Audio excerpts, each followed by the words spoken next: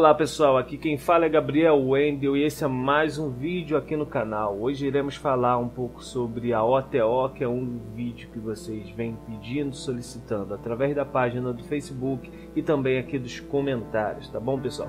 Vamos tratar um pouco mais da origem da ordem e é claro que essa ordem é muito rica em informação, a sua história é muito complexa e aqui estarão pequenos detalhes, principais acontecimentos que envolveram a OTO. Então iremos começar com a origem da ordem.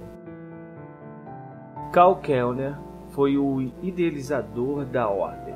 Foi um maçom austríaco e estava envolvido com o rosacrucianismo e misticismo oriental. Passou pela Europa, América, Ásia Menor. Karl alegou que teve contato com adeptos orientais da tradição do sufismo e do tantrismo.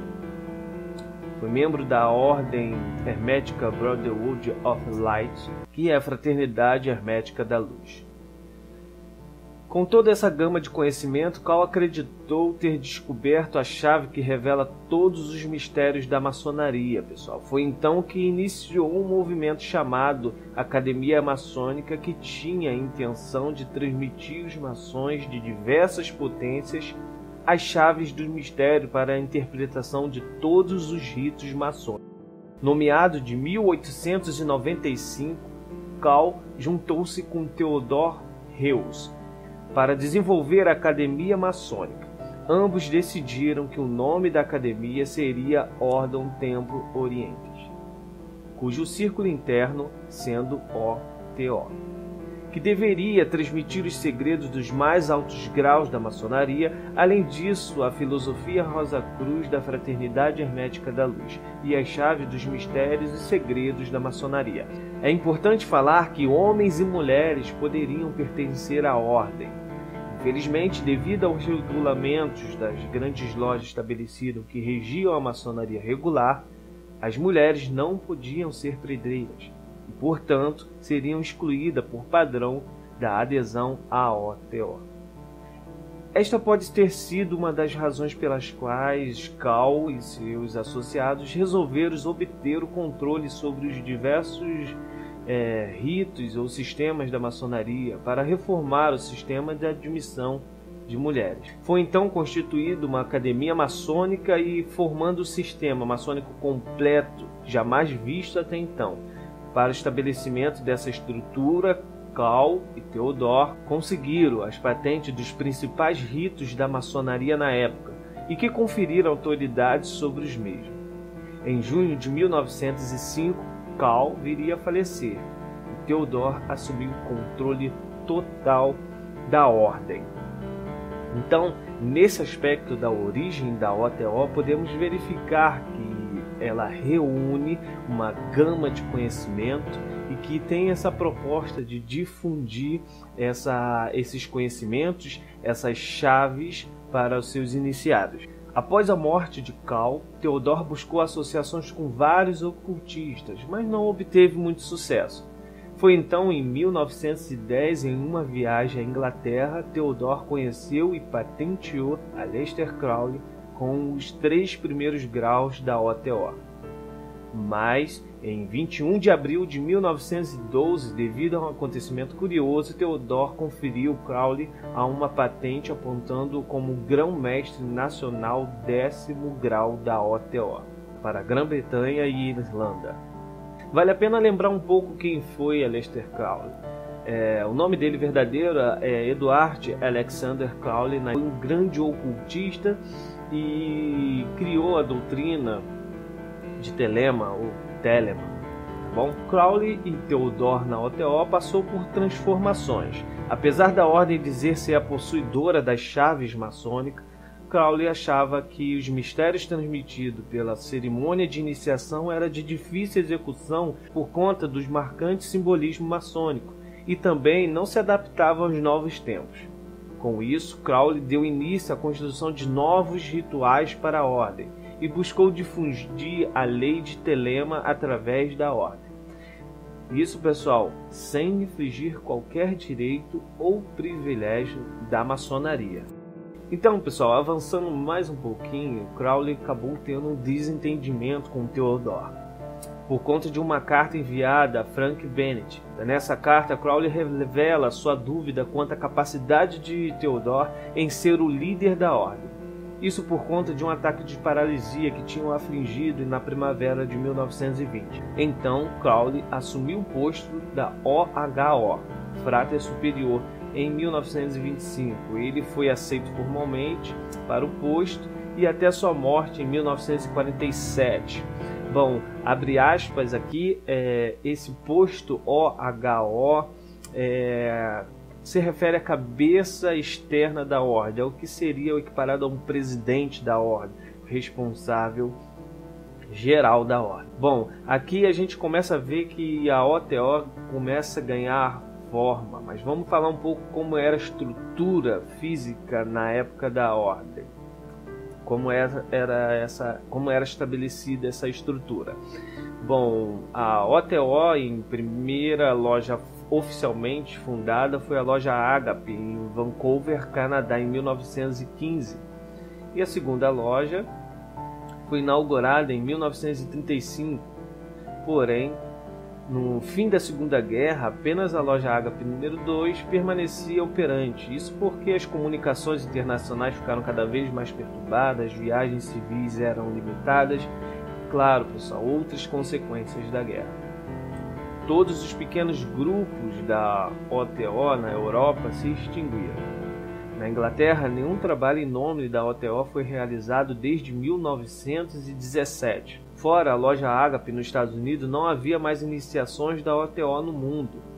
E ela seria a pedra de fundação da OTO moderna, chefiada por Grant Louis McMurtry.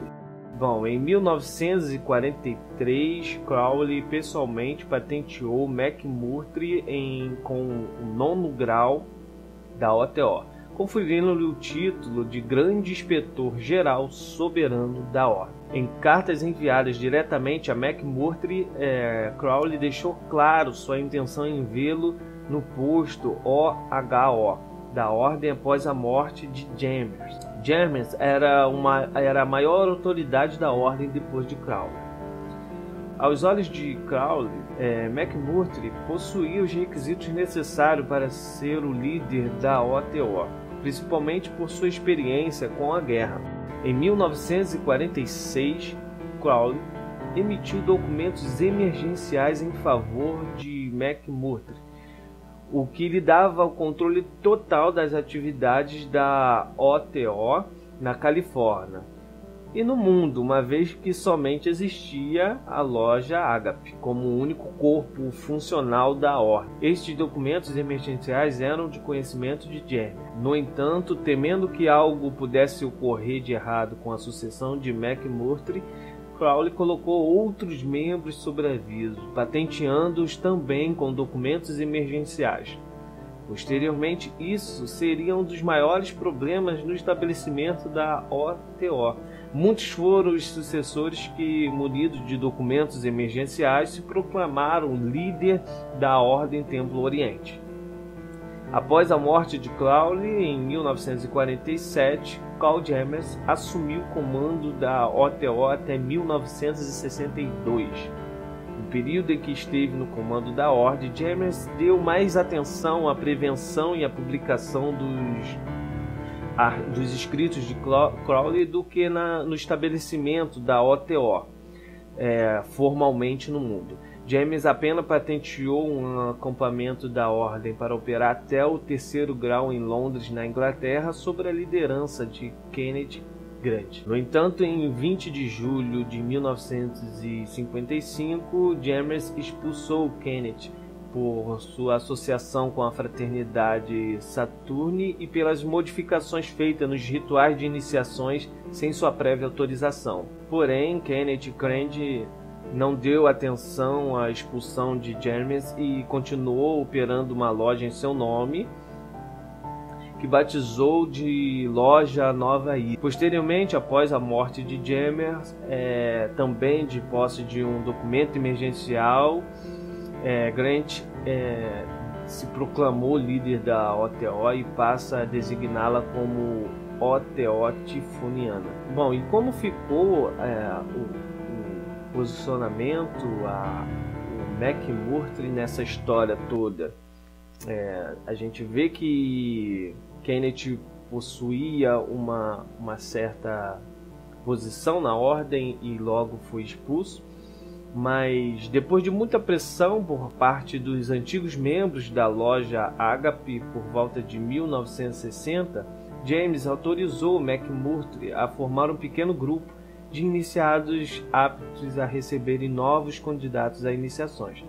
Mas eventos inesperados levaram McMurtry a se mudar da Califórnia, afastando-se temporariamente dos trabalhos da ordem.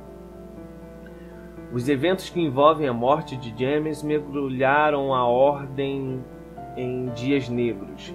Ele não elegeu nenhum sucessor e muitos membros da extinta loja Ágape, como McMurtry, por exemplo, só ficaram sabendo de sua morte anos depois.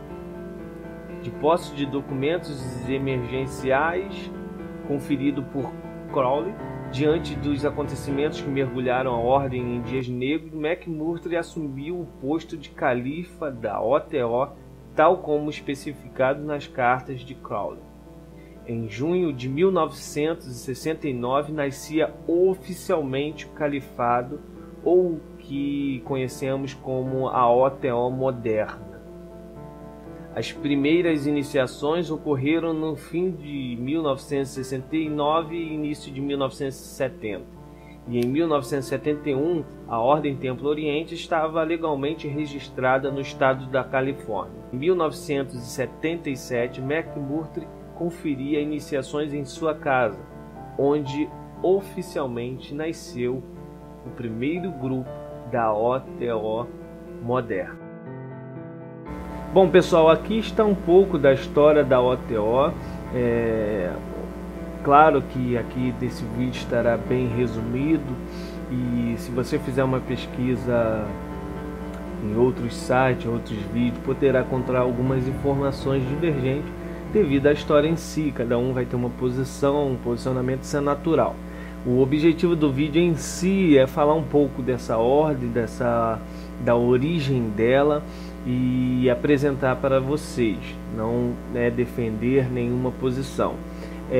No entanto, eu queria aproveitar esse momento para agradecer o Fernando Liguri, que me auxiliou muito para montar esse roteiro, e eu queria sugerir vocês, aos meus inscritos, que querem saber um pouco mais sobre essa filosofia, sobre essa ordem. O Fernando tem site que está no link da descrição, e também tem um canal chamado Corrente 93. Então dê um pulinho lá, manda um salve para quem tiver interessado mais nesse assunto. Bom, pessoal, curtem a página do Facebook, se inscreva no canal e não esqueçam de dar like. Podem comentar, dar sugestão de novos temas, porque esse foi um tema que sugeriram bastante através dos comentários do YouTube e também pela página do Facebook, tá bom, pessoal? Eu espero que vocês realmente tenham gostado e até a próxima. Valeu!